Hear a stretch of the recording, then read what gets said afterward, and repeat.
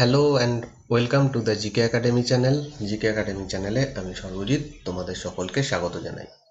Indian ইকোনমির উপরে আমি discussion করা শুরু করেছিলাম এবং রমেশ সিং এর লেখা ইন্ডিয়ান ইকোনমি এই বইটাকে রেফারেন্স করে আমি তোমাদেরকে এই ইকোনমিক্সের ওপরে পড়াচ্ছি এবং এর আগে আমরা কয়েকটা টপিক দেখে এসেছি। তো আগেরগুলো দেখতে অবশ্যই প্লেলিস্টে চলে যাও। প্লেলিস্টের লিঙ্ক নিচে ডেসক্রিপশনে দেওয়া রয়েছে। এছাড়াও এই চ্যানেলের যে প্লে লিস্ট অপশান রয়েছে সেখানে গেলেও তোমরা প্লে লিস্টগুলো পেয়ে যাবে। সেখান থেকে তোমরা আগের ভিডিওগুলো দেখতে পাবে। অবশ্যই দেখো, যারা ইকোনমিক্স অ্যাডভান্স স্টাডি করতে চাও তারা এই বইটা আমি রেফার করতে পারি তোমাদেরকে। ভালো বই, তোমাদের যাতে পড়তে সুবিধা হয় সেই কারণেই আমি সহজ করে এটা বোঝানোর চেষ্টা করছি। এই বইতে যা যা লেখা রয়েছে সেগুলোকে সহজ করে বোঝানোর চেষ্টা করছি। তো তোমরা যদি ইকোনমিক্স হায়ার স্টাডি মানে একটু অ্যাডভান্স স্টাডি করতে চাও, ডিপ স্টাডি করতে চাও, অবশ্যই এটা ফলো করো। আমরা লাইভ কোশ্চেন অ্যান্সার করছি ইতিহাস এবং ভূগোলের ওপরে শুক্র শনি রবি 3 দিন রাত্রি 9টা থেকে। তোমরা যারা জয়েন হতে চাও, লাইভ কোশ্চেন অ্যান্সার প্র্যাকটিস করতে চাও, প্লাস এগুলো সম্পর্কে ডিসকাশন করছি আমি, তাতে তোমাদের পড়ারও সুবিধা হবে, অনেক নতুন জিনিস জানতে পারবে। তো তোমরা যদি লাইভ জয়েন হতে চাও শুক্র শনি রবি রাত 9টায় অবশ্যই এই চ্যানেলে জয়েন থেকো, তাহলে তোমরা পেয়ে যাবে। আর আগের যে লাইভ ক্লাসগুলো হয়ে গেছে সেগুলো তোমরা এখানে এবং এখানে শুরু করিনি, এই দুটো প্লেলিস্টের মধ্যে পেয়ে যাবে। এছাড়াও আমি চ্যাপ্টার ওয়াইজ কোশ্চেন শুরু করছি, এই উইক থেকেই শুরু হবে। চ্যাপ্টার ওয়াইজও এখানে পেয়ে যাবে। তো তোমরা প্লে লিস্টে গেলে সমস্ত কিছুই দেখতে পাবে। এই চ্যানেলের যে টেলিগ্রাম যে চ্যানেলটা রয়েছে সেখানে তোমরা জয়েন হতে পারো, তাহলে তোমরা ক্লাসের নোটিফিকেশান এবং এই পিডিএফগুলো পেয়ে যাবে। যাদের কাছে বই নেই তারা পিডিএফটা থেকেও পড়তে পারো, তো এখান থেকে পেয়ে যাবে। এছাড়া যদি তোমরা ফেসবুকে থাকো, ফেসবুকে তোমরা আমাদের পেজকে ফলো করে নিও, তাহলে তোমরা অবশ্যই ক্লাসের নোটিফিকেশান পেয়ে যাবে। আর যদি কোনো কোশ্চেন থাকে, কোনো ডাউট থাকে বা কিছু জিজ্ঞাসা করার থাকে, তাহলে এই গ্রুপে এসে মেসেজ করো, তাহলে তোমাদের অ্যান্সার আমি দিতে পারবো। তো চলো আজকের যে ক্লাস শুরু করার আগে তোমরা যারা নতুন দেখছো প্লিজ সাবস্ক্রাইব করে পাশে দেওয়া বেল আইকনটা টিপে দিও, যাতে নতুন ভিডিওর নোটিফিকেশন তোমাদের কাছে ইউটিউব থেকেও চলে যায় এবং তোমরাও এই চ্যানেলের সঙ্গে যুক্ত থাকতে পারো। তো চলো শুরু করব আজকের টপিক। আমরা আগের দিন একটা জিনিস জেনে এসেছি, সেটা হচ্ছে একটা জিনিস না, 4টে জিনিস অ্যাকচুয়ালি জেনে এসেছি। জিডিপি, গ্রস ডোমেস্টিক প্রোডাক্ট, তারপর হচ্ছে GNP, gross national product, NDP, net domestic product, এবং এনএনপি, নেট ন্যাশনাল প্রোডাক্ট। এই 4টে জিনিস সম্পর্কে আমি তোমাদেরকে বুঝিয়ে এসেছি এবং বেসিক্যালি এই 4টে মেথডের মাধ্যমে আমরা যেটা ক্যালকুলেট করি সেটা হচ্ছে ন্যাশনাল ইনকাম বা জাতীয় আয়।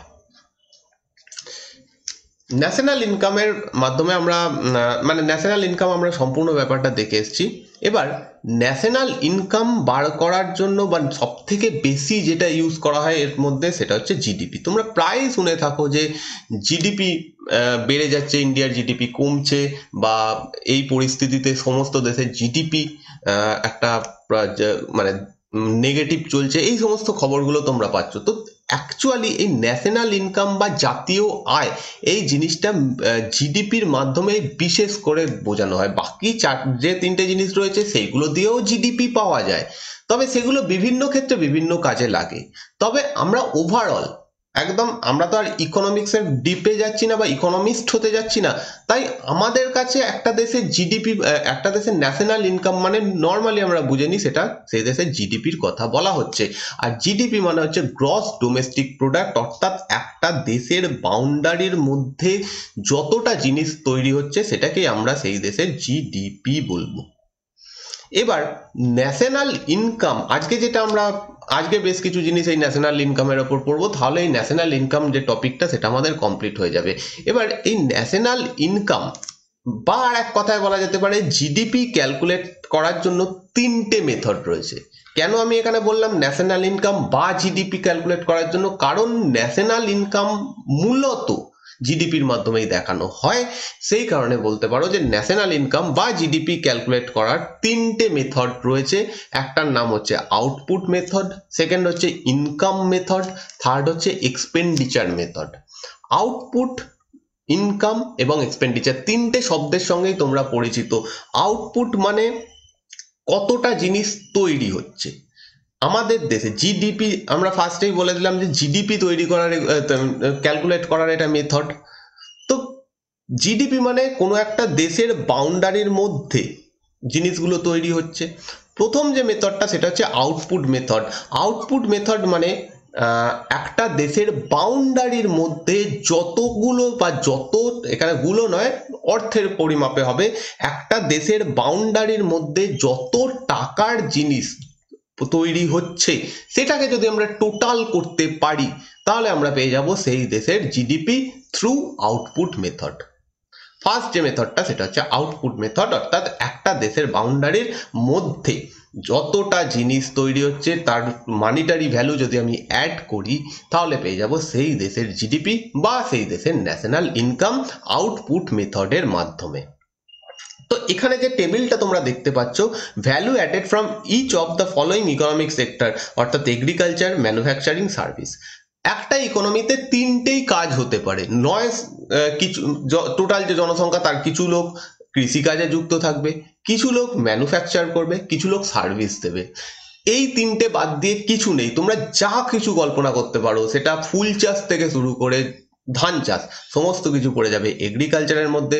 হাঁস মুরগি পালন থেকে মাছ ধরা বা মৎস্য পালন সমস্ত কিছু পড়ে যাবে এগ্রিকালচারের মধ্যে। এই সেক্টরটা গেল। সেকেন্ড হচ্ছে ম্যানুফ্যাকচার, যা তৈরি হবে একটা ছুঁচ থেকে শুরু করে একটা বড় গাড়ি, এরোপ্লেন যা তৈরি হবে সবই পড়ে যাবে ম্যানুফ্যাকচারিং সেক্টরের মধ্যে। আর যে কোনো সার্ভিস, সেটা ডাক্তার থেকে শুরু করে, সেটা টিচার থেকে শুরু করে যে কোনো সার্ভিস, কোনো সফটওয়্যার ইঞ্জিনিয়ার সে সফটওয়্যার তৈরি করছে, কোনো কেউ একজন ব্যাংকিং সার্ভিস দিচ্ছে, সবই পড়ে যাচ্ছে সার্ভিসের মধ্যে। অর্থাৎ মানুষ যা কাজ করে এই তিনটের মধ্যেই হয়।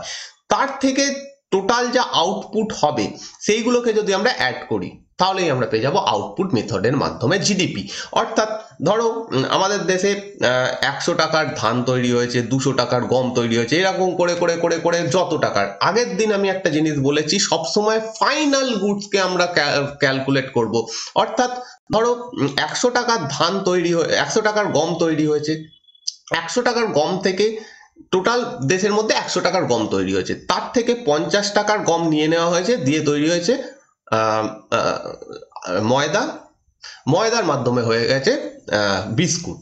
ঠিক আছে, বিস্কুটের দাম হচ্ছে 60 টাকা। তো আমরা এখান থেকে 60 টাকা অ্যাড করব। বাকি থাকছে যে 50 টাকা, সেটার পুরোটাই ময়দা তৈরি হয়েছে এবং ডাইরেক্ট ময়দা 50 টাকাতেই বিক্রি হয়েছে। তাহলে আমরা এই 50 টাকা অ্যাড করব। একটু কনফিউশন হয়ে যাচ্ছে, আমি একটু ভালো করে বোঝানোর চেষ্টা করছি এখানে একটা আলাদা স্লাইড নিয়ে। চলো আমি এখানে একটা স্ক্রিন নিয়ে বোঝাচ্ছি।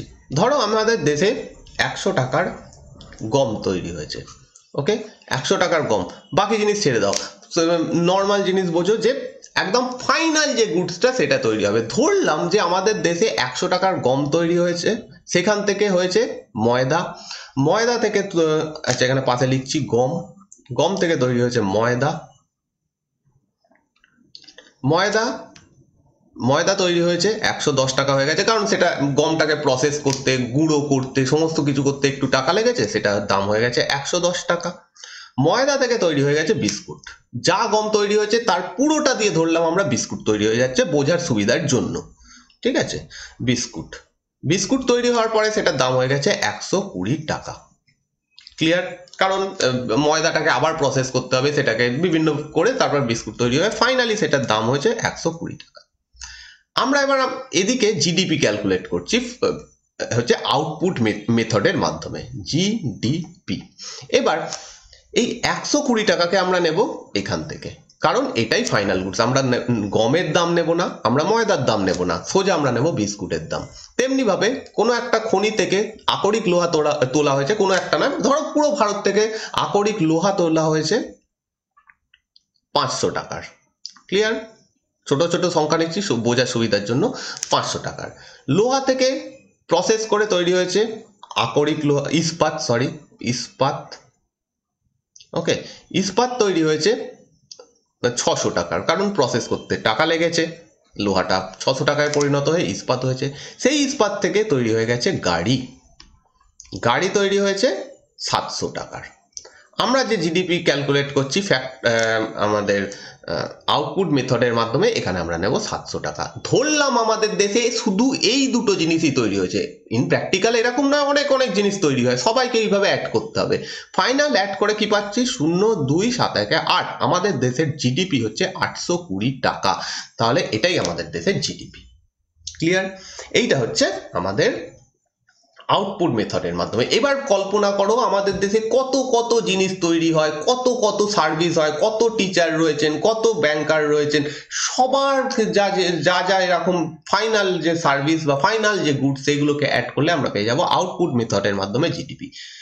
সেকেন্ড যে মেথড সেটা হচ্ছে ইনকাম মেথড। এটা হচ্ছে second method, income method.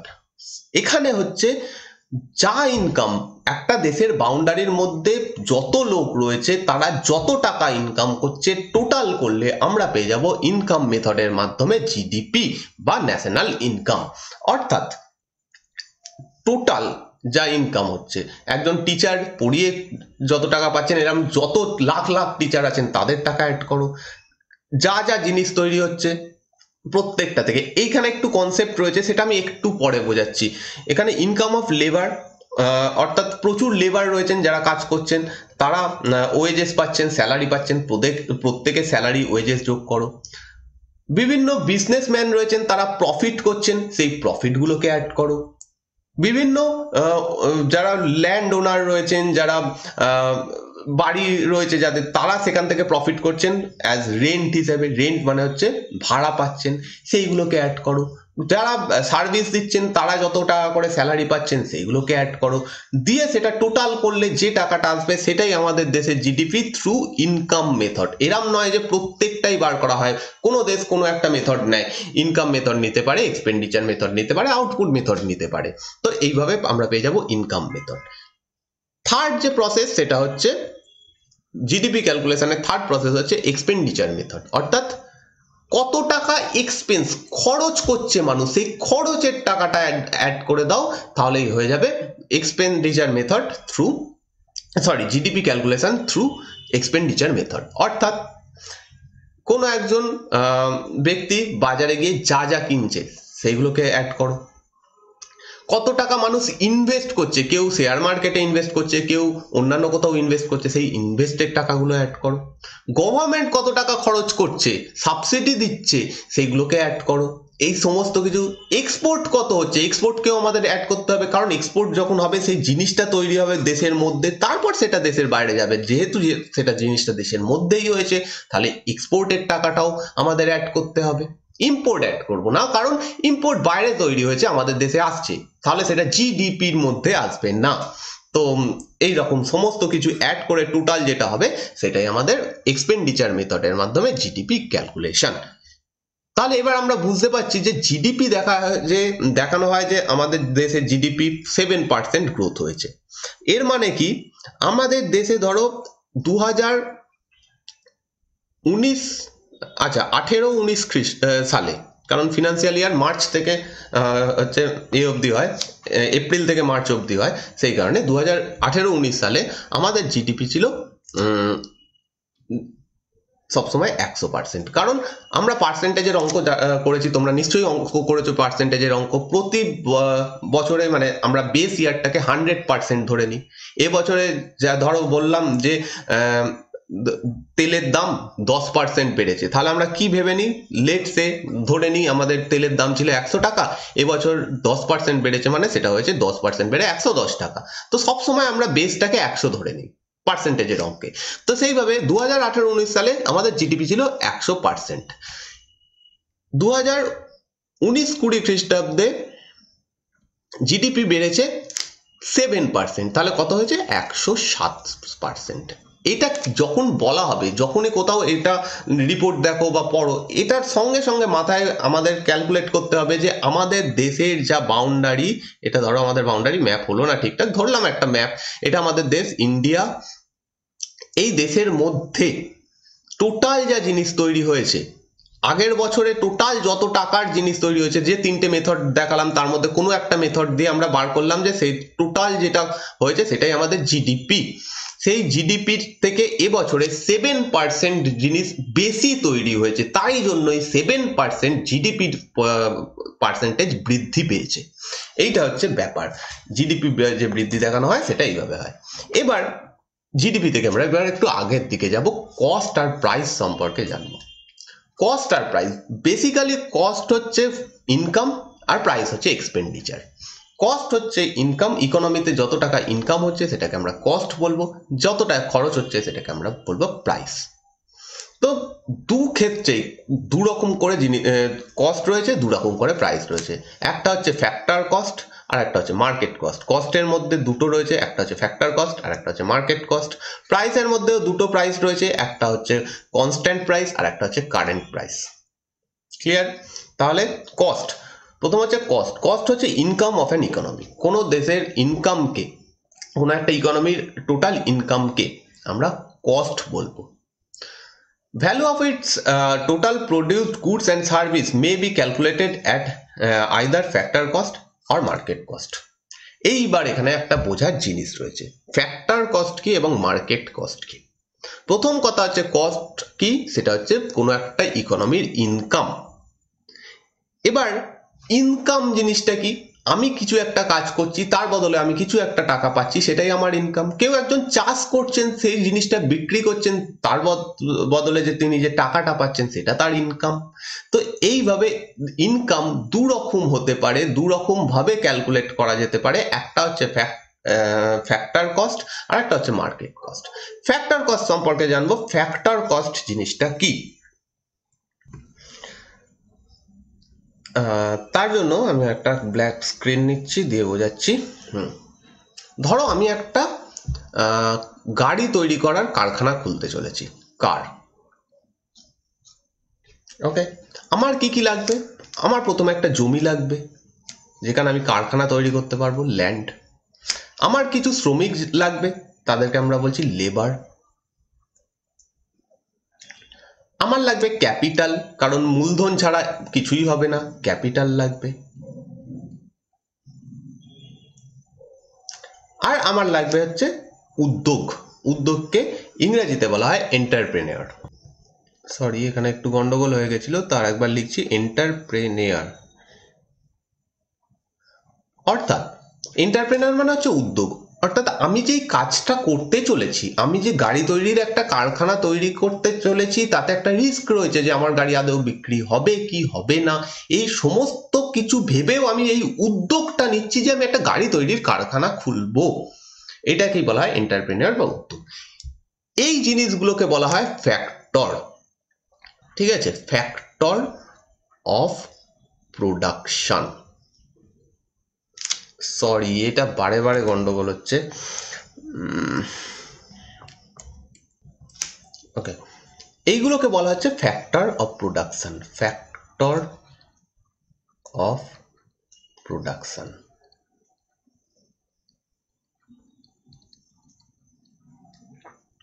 Factor of production. তাহলে ফ্যাক্টর জিনিসটা বোঝা যাচ্ছে কি, একটা কোনো কাজের মধ্যে যে যে অংশগুলো ঢুকে রয়েছে সেইগুলোকে এক একটা ফ্যাক্টর বলা হয়। ল্যান্ড, লেবার, ক্যাপিটাল, এন্টারপ্রেনার, এই চারটে জিনিসই আমার লাগবে একটা কারখানা তৈরি করার জন্য। এবার বিভিন্ন কাজ রয়েছে, তার জন্য বিভিন্ন ফ্যাক্টর রয়েছে।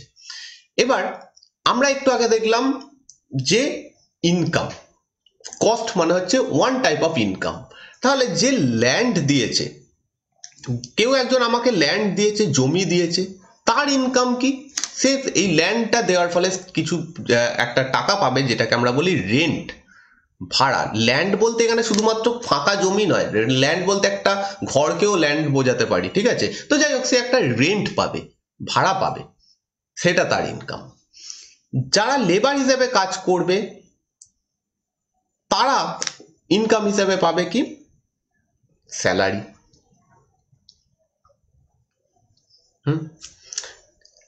যে ক্যাপিটাল দিয়েছে, অর্থাৎ ধরা যাক ব্যাংক বা কোনো একজন কেউ টাকা দিয়েছে আমাকে তো জিনিসটা তৈরি করার জন্য, এই কারখানাটা তৈরি করার জন্য, তাকে আমাকে দিতে হবে কি? সুদ। অর্থাৎ হচ্ছে ইন্টারেস্ট।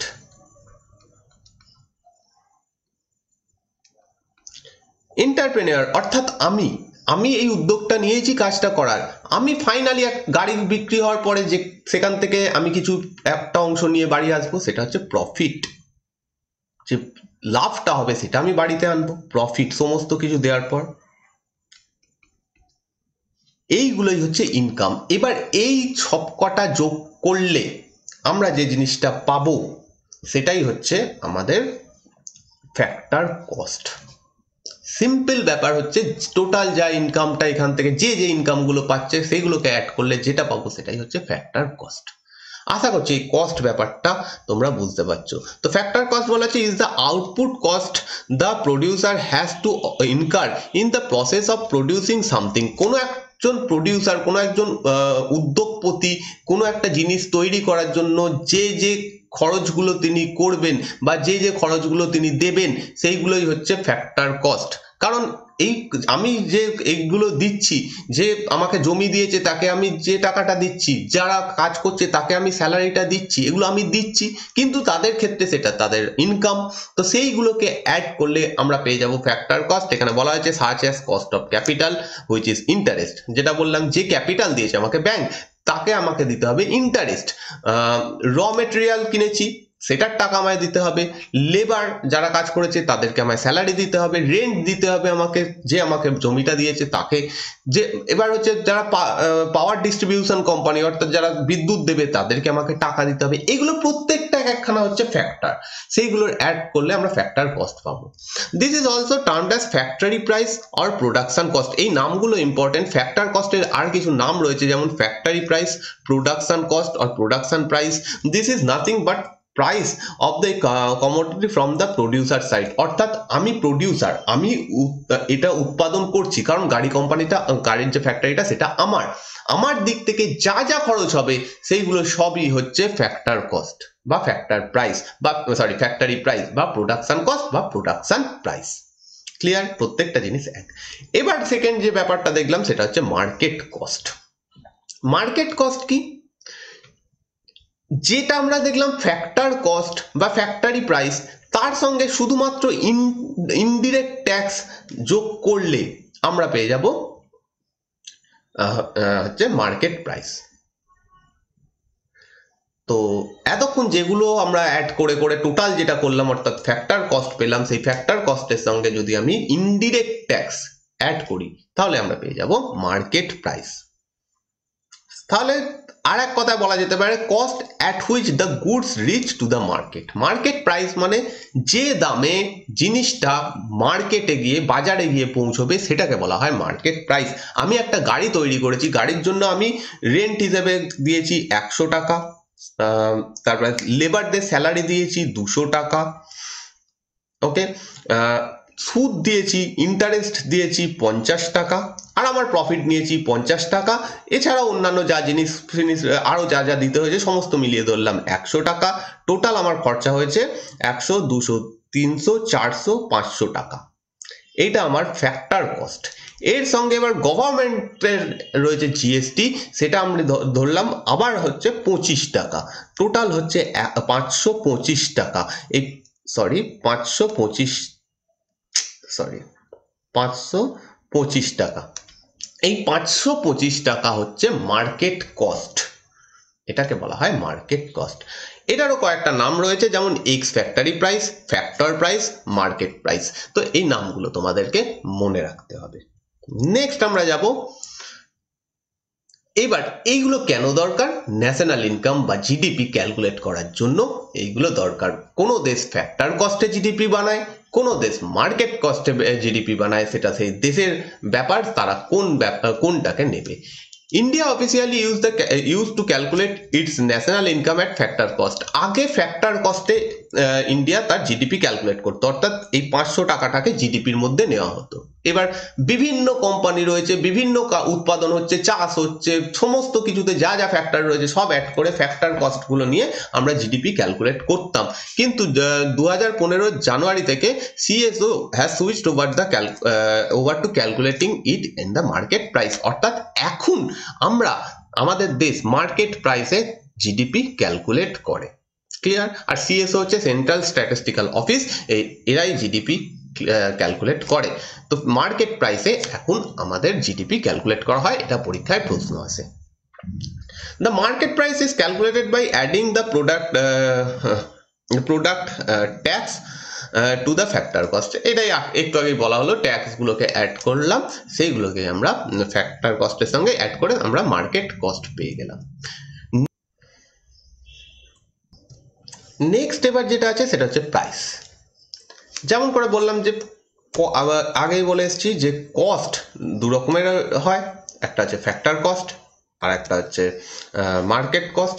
তেমনিভাবে প্রাইসও আবার দু রকমের হয়, একটা হচ্ছে কনস্ট্যান্ট প্রাইস আর একটা হচ্ছে কারেন্ট প্রাইস। এই দুটোর মধ্যে ডিফারেন্স আর কিছুই নেই, কনস্ট্যান্ট মানে ডিফারেন্স আছে, সেটা হচ্ছে কনস্ট্যান্ট প্রাইস হচ্ছে আগের প্রাইস, আর কারেন্ট প্রাইস হচ্ছে নামের মধ্যেই রয়েছে, সেটা হচ্ছে এখনকার প্রাইস।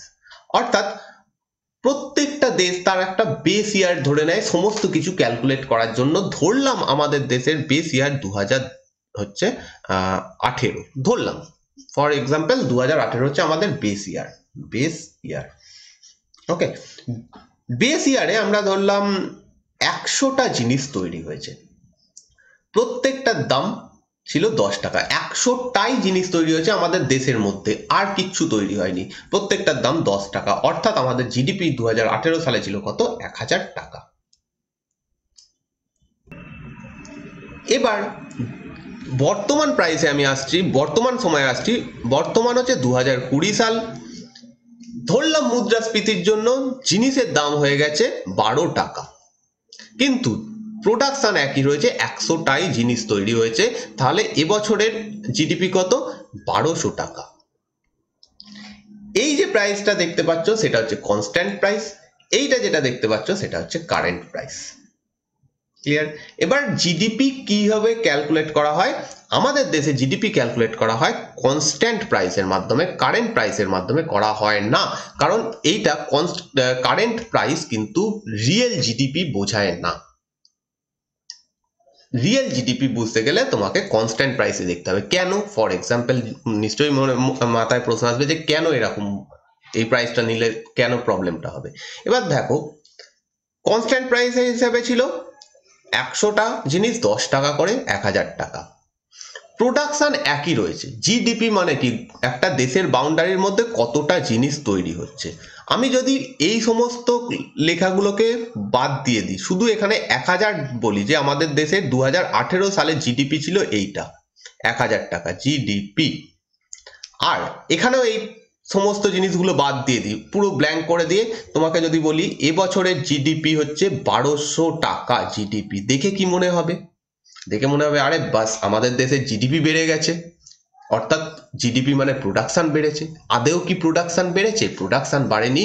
ইনফ্লেশনের কারণে জিনিসের দাম বেড়ে গেছে, সেই কারণে জিডিপি বেশি দেখানো হচ্ছে। অতএব এটা একটা ভুল তথ্য আমাদের কাছে আসছে। তো আমাদের দেশের সরকার কি করবে? বেস ইয়ার ধরে নিয়েছে 2018 সাল। 2018 সালে দেখেছিল সে 100টা জিনিস তৈরি হয়েছে 10 টাকা করে। তো এই প্রাইসটাকে বেস করেই এই বছরেরটাও করা হবে, 12 টাকাকে ইগনোর করা হবে, কারণ 12 টাকাটা ইনফ্লেশনের কারণে বেড়েছে, প্রোডাকশন বাড়ার কারণে কিন্তু জিডিপি বাড়েনি। তো সরকার কি করবে? 100টা জিনিস যেহেতু তৈরি হয়েছে 10 টাকা করেই ধরবে, অর্থাৎ 1000 টাকারই জিনিস তৈরি হয়েছে। এবছরেরও জিডিপি, কারেন্ট ইয়ারেরও জিডিপি, 2020-ও জিডিপি হচ্ছে 1000 টাকা। অতএব আমাদের দেশের কোনো জিডিপি বৃদ্ধি হয়নি। আরো ভালো এক্সাম্পল দেওয়া যাবে এখানে, দিলে খুব সুবিধা হবে তোমাদের। ধরো 2018 আমাদের বেস ইয়ার, 2018-এ 100টা জিনিস তৈরি হয়েছিল 10 টাকা করে, হচ্ছে 1000 টাকা ছিল জিডিপি। আচ্ছা, আমাদের বর্তমান বছরে চলে আসছি 2020 সালে। প্রোডাকশন কমে গেছে, জিনিস তৈরি হয়েছে 90টা, কিন্তু দাম ইনফ্লেশন বা মুদ্রাস্ফীতির কারণে বেড়ে হয়ে গেছে ধরো 15 টাকা।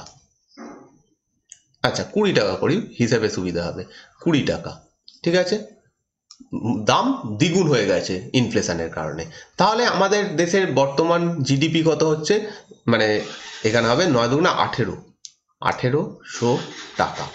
এবার যদি আমি এই দুটো ডেটাকে তোমাদের সামনে তুলে ধরি, এইগুলোকে বাদ দিয়ে শুধুমাত্র জিডিপির অ্যামাউন্টটা আমি যদি তুলে ধরি, এই টাকাটা আর এই টাকাটা দেখে তোমরা মনে করবে যে প্রোডাকশন বেড়ে গেছে। আমি প্রোডাকশনের সংখ্যাটা তোমাদেরকে বললামই না যে 100টা তৈরি হয়েছে আর 90টা তৈরি হয়েছে, দেখে মনে হবে যে প্রোডাকশন বেড়ে গেছে, কারণ 1000 টাকা জিডিপি ছিল, সেইটা বেড়ে হয়ে গেছে 1800 টাকা।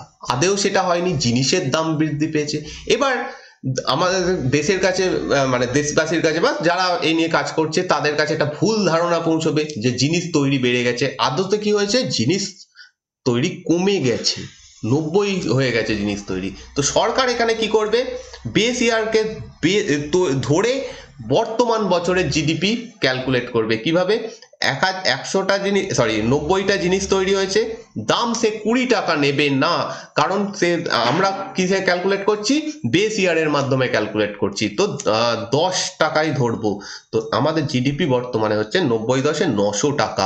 আমাদের জিডিপি ডিক্রিজ করেছে, অ্যাকচুয়াল পিকচার হচ্ছে আমাদের জিডিপি ডিক্রিজ করেছে। এই কারণে আমরা যে জিডিপি ক্যালকুলেট করি সেটা কনস্ট্যান্ট প্রাইসে করি। কনস্ট্যান্ট প্রাইসে করার কারণ হচ্ছে এটা, inflation is considered stand still at the year of the past. তো ধরা হয় যে ইনফ্লেশন কিছু হয়নি, যা বেস ইয়ারে যেরকম ছিল সেই টাকাটা ধরেই জিডিপি ক্যালকুলেট করা হয়। তো প্রাইস হচ্ছে কনস্ট্যান্ট প্রাইস আর কারেন্ট প্রাইস, দুটোর মধ্যে তফাৎ আর কিছুই নয়, শুধু হচ্ছে ইনফ্লেশন বা মুদ্রাস্ফীতি। তো তোমরা কোনো একটা জিনিসের গায়ে যে এমআরপি দেখতে পাও, ম্যাক্সিমাম রিটেল প্রাইস, সেটা আর কিছুই নয়, কারেন্ট প্রাইসটাকে বোঝানো হচ্ছে। ধরা হয় যে এত টাকা অবধি বৃদ্ধি পেতে পারে, ম্যাক্সিমাম টু ম্যাক্সিমাম এত অবধি বৃদ্ধি পেতে পারে। কোনো একটা ফোনের গায়ে দেখবে লেখা থাকবে, বক্সের গায়ে এমআরপি হয়তো 15,000 টাকা, কিন্তু সেটা তো বিক্রি হচ্ছে 12,000 টাকাতে।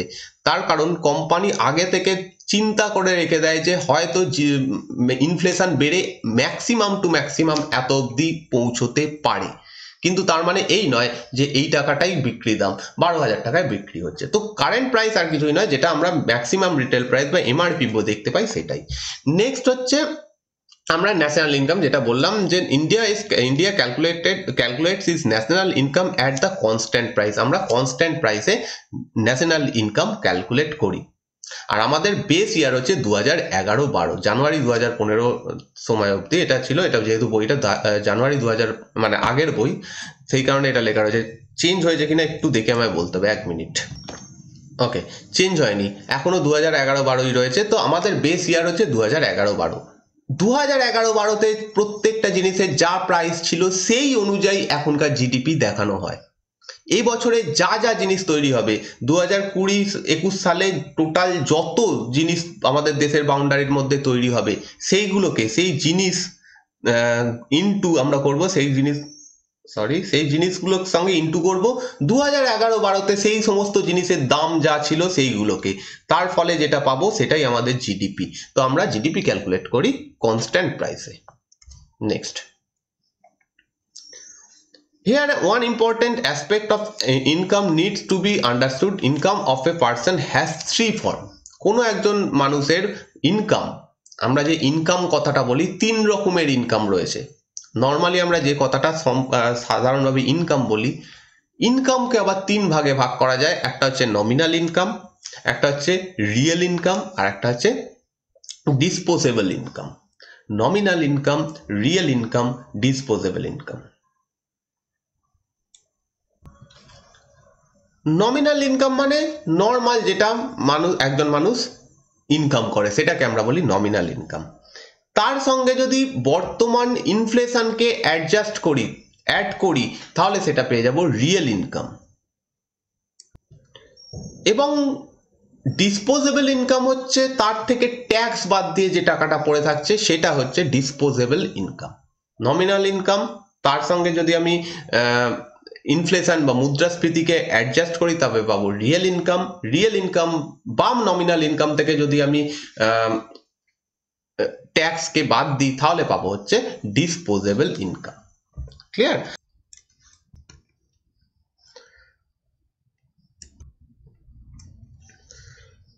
সো ইনকাম যদি আমাদেরকে ক্যালকুলেট করতে হয়, বা যেরকম 3 রকমের ইনকাম দেখলাম, সেখানে অবশ্যই ট্যাক্স একটা বড় ব্যাপার।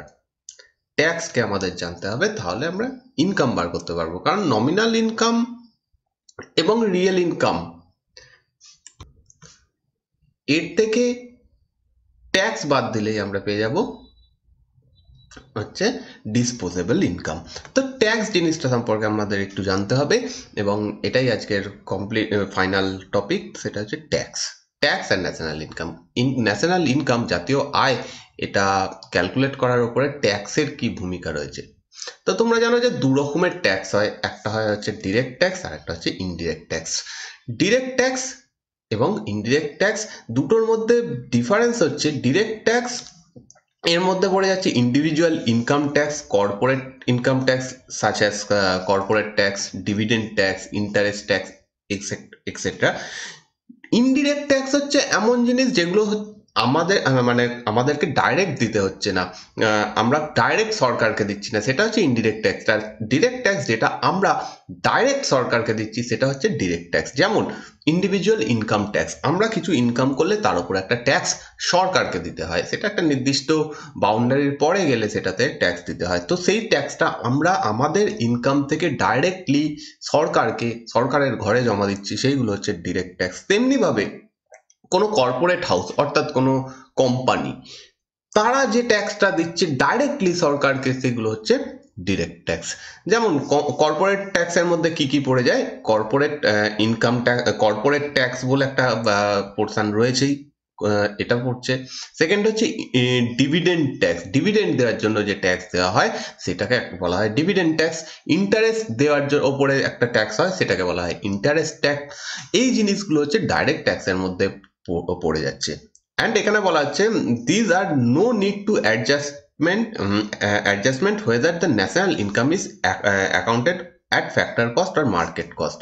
ফ্যাক্টর কস্ট বা মার্কেট কস্ট যাতেই আমি ন্যাশনাল ইনকাম, জাতীয় আয় ক্যালকুলেট করতে চাই না কেন, দুটোর ক্ষেত্রেই আমাদেরকে ডাইরেক্ট ট্যাক্সকে বাদ দিতে হয় না, এটাকে কনসিডার করা হয় না।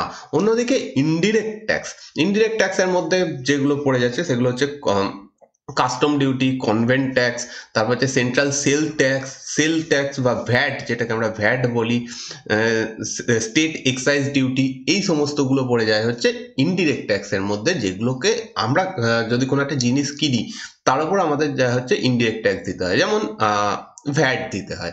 ভ্যাটটা আমরা ডাইরেক্টলি সরকারকে দিচ্ছি না, আমরা সেই প্রোডাক্টটা কিনছি তার মধ্যেই ইনক্লুডেড থাকছে, সেই টাকাটা যখন কোনো সেলার যে বিক্রি করছে সে নিচ্ছে, তার থেকে নিয়ে সেই টাকাটা সরকারকে দিচ্ছে, অর্থাৎ আমরা ডাইরেক্ট গিয়ে সরকারকে দিচ্ছি না, এই জন্য এটাকে বলা হয় ইনডিরেক্ট ট্যাক্স। যদিও আজকে আমাদের দেশে ইনডিরেক্ট ট্যাক্সকে তুলে দেওয়া হয়েছে এবং সেই জায়গাতে জিএসটি আনা হয়েছে, গুডস অ্যান্ড সার্ভিস ট্যাক্স, যেটা পরে কোনো একটা টপিকে যেখানে রয়েছে সেখানে আমরা ডিসকাস করব।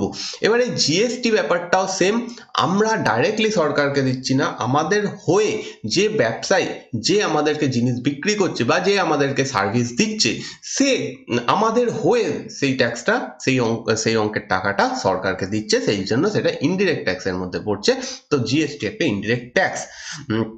তো যখন আমরা ন্যাশনাল ইনকাম বার করতে যাব তখন এই ইনডিরেক্ট ট্যাক্সকে কনসিডার করতে হবে, আমরা ডাইরেক্ট ট্যাক্সকে বাদ দিই না, কিন্তু ইনডিরেক্ট ট্যাক্সকে অ্যাডজাস্ট করতে হয়। তো এটা ন্যাশনাল ইনকাম ক্যালকুলেট করার ক্ষেত্রে ইনডিরেক্ট ট্যাক্স অবশ্যই আসবে। ওকে, if the national income is calculated at factor cost, then the corpus of the total indirect tax need to be deducted from it, যেটা এক্ষুনি বলছিলাম, যদি ফ্যাক্টর কস্টে আমাদের বার করতে হয়, ন্যাশনাল ইনকাম ক্যালকুলেট করতে হয় ফ্যাক্টর কস্টে। ভেরি ভেরি ইম্পর্টেন্ট এই ছোট ছোট পয়েন্টগুলো, কারণ এইখান থেকেই পরীক্ষায় প্রশ্ন এসে যাবে। তো ফ্যাক্টর কস্টে যদি ন্যাশনাল ইনকাম বার করা হয় তাহলে অবশ্যই তার থেকে ইনডিরেক্ট ট্যাক্সকে বাদ দিতে হবে। তাহলে যদি এরকম প্রশ্ন কিভাবে আসে, national income at factor cost, এরকম লিখে দেবে national income at factor cost is equal to 4টে অপশন দিয়ে দেবে। NNP at market cost minus indirect tax. NNP বলতে নেট ন্যাশনাল প্রোডাক্ট, একটু আগে আমরা ডিসকাস করে এলাম এই জিনিসটা কি। নেট ন্যাশনাল প্রোডাক্ট সেটা মার্কেট কস্টে বার করার পরে তার থেকে ইনডিরেক্ট ট্যাক্স বাদ দিয়ে দিলে আমরা পেয়ে যাব national income at factor cost. এইগুলো যেটা আমি এখানে পিঙ্ক কালার দিয়ে মার্ক করেছি, এটা ইম্পর্টেন্ট, তোমাদেরকে মনে রাখতে হবে। However, if the national income is being derived at market cost, then indirect tax not need to be deducted from it. আবার যদি আমরা ন্যাশনাল ইনকাম মার্কেট কস্টে বার করি, আগেই দেখে এলাম কস্ট দু রকমের হয়, একটা হচ্ছে ফ্যাক্টর কস্ট আর একটা হচ্ছে মার্কেট কস্ট। এগুলো সম্পর্কে একটু আগে বলে এলাম।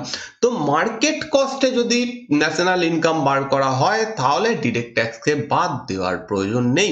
তো পরীক্ষায় অবশ্যই দেখতে হবে যে এটা ফ্যাক্টর কস্টে জানতে চাওয়া হচ্ছে নাকি মার্কেট কস্টে জানতে চাওয়া হচ্ছে। ইকোনমিক্সের এরকম ছোট ছোট টার্ম খুব ইম্পর্টেন্ট, সেইগুলো থেকে পরীক্ষায় প্রশ্ন আসবে। নেক্সট হচ্ছে সাবসিডি। ন্যাশনাল ইনকাম ক্যালকুলেট করার ওপরে সাবসিডির কি ভূমিকা রয়েছে। সাবসিডি মানে গভর্নমেন্ট আমাদের কিছু সুযোগ বা সুবিধা দেয়। যেমন খুব সহজ উদাহরণ হচ্ছে এলপিজি। আমরা যে গ্যাস ইউজ করি সেই সিলিন্ডারটার অ্যাকচুয়াল যা দাম সেটা আমাদের দিতে হয় না। হ্যাঁ, আমরা একটা অ্যামাউন্ট পে করি, তারপর সরকার আমাদের কিছু টাকা ব্যাংক অ্যাকাউন্টে পাঠিয়ে দেয়। এইটাই হচ্ছে সাবসিডি। সাবসিডি যখনই দেওয়া হবে তার একটা ভূমিকা রয়েছে ন্যাশনাল ইনকাম ক্যালকুলেট করার পিছনে। Similar to the indirect tax, the various subsidies which are forwarded by the government need to be adjusted while calculating national income. যখন আমরা ন্যাশনাল ইনকাম ক্যালকুলেট করতে চাইবো তখন অবশ্যই এই সাবসিডির কথা আমাদের মাথায় রাখতে হবে। সাবসিডিকে কি করতে হবে? অ্যাড করতে হবে। কেন করতে হবে সেটাও এখানে বলা হচ্ছে। They are added to the national income are market cost in the case of India. ভারতের ক্ষেত্রে মার্কেট কস্টে যেহেতু বার করা হয় তা অবশ্যই মার্কেট কস্টের সঙ্গে সাবসিডি অ্যাড করতে হবে, কারণ সাবসিডিটা গভর্নমেন্টের একটা খরচ। গভর্নমেন্ট এটা খরচ করছে, তার প্রয়োজন ছিল না খরচ করার, কিন্তু সে দেখছে যে সাধারণ মানুষকে সুবিধা দেওয়ার জন্য কিছুটা সাবসিডি দেওয়া প্রয়োজন, অতএব এইটাকে অ্যাড করে দিতে হবে, কারণ এই ইনকামটা আমাদের ইনকাম নয়। তো এটা আমাদেরকে অ্যাড করতে হবে। They are added to the national income at market cost in the case of India. তো তাহলে যদি ন্যাশনাল ইনকাম যদি মার্কেট কস্টে বার করি সেটা কি করতে হবে? অ্যাড করতে হবে। Subsidies are added to the national income at market cost to derive the national income at factor cost. Okay, এটা অতটা ইম্পর্টেন্ট ব্যাপার নয়। এখানে যেটা বলা হচ্ছে যে ন্যাশনাল ইনকাম এট ফ্যাক্টর কস্ট, ফ্যাক্টর কস্টে যদি ন্যাশনাল ইনকাম বার করতে হয় তাহলে মার্কেট কস্টের সঙ্গে সাবসিডিকে অ্যাড করতে হবে, সাবসিডিকে অ্যাড করে দিতে হবে। এই জিনিসটা তোমাদের মনে রাখতে হবে। এই লাইনটা অতটা মানে মনে রাখার কিছু নেই, জাস্ট এই ফর্মুলাটা মনে রাখো তাহলেই হয়ে যাবে। ন্যাশনাল ইনকাম ফ্যাক্টর কস্টে যদি বার করতে হয় অবশ্যই ন্যাশনাল ইনকাম অ্যাট মার্কেট কস্টের সঙ্গে সাবসিডিকে যোগ করতে হবে। এই হচ্ছে ব্যাপার। নেক্সট যে টপিক রয়েছে সেটা হচ্ছে ইনফ্লেশন, যেটা পরের দিনের ভিডিওতে আমি ডিসকাস করব। ইনফ্লেশন সম্পূর্ণ একটা আলাদা টপিক, আলাদা চ্যাপ্টার। তো এই অবধি আজকে আমরা ন্যাশনাল ইনকাম ব্যাপারটা কমপ্লিট করছি। যদি তোমাদের অসুবিধে হয়, জানি এখানে অনেকগুলো ইম্পর্টেন্ট বা অনেকগুলো টার্ম রয়েছে যেগুলোতে অসুবিধে হতে পারে, যদি অসুবিধে হয় তাহলে আমাকে জানাবে, তাহলে আমি নেক্সট ভিডিও যখন করব তখন সেটাকে ডিসকাস করে দেবো আর একবার। আর যদি তোমাদের ভালো লাগে বা এই ক্লাসগুলো পর্বত তোমরা দেখছো, যাদের ভালো লাগছে প্লিজ লাইক করো, একটু শেয়ার করো, যদি তোমরা পারো তোমাদের বন্ধুদের মধ্যে, তোমাদের সোশ্যাল মিডিয়া হ্যান্ডেলে তোমরা শেয়ার করো, তাহলে আমার একটু সুবিধা হয় এবং এই চ্যানেল একটু গ্রো করে, এবং যত বেশি ভিউ হয় এবং লাইক পড়ে, দেখে ভালো লাগে এবং ভিডিও করার এনকারেজমেন্ট বেড়ে যায়, করতে ভালো লাগে। তো প্লিজ যদি পারো একটু শেয়ার এবং লাইক করো। সো থ্যাংক ইউ, দেখা হচ্ছে পরের দিনের ভিডিওতে। এই ভিডিওটা এই অবধি থাকছে। এই ভিডিওটা দেখার জন্য ধন্যবাদ।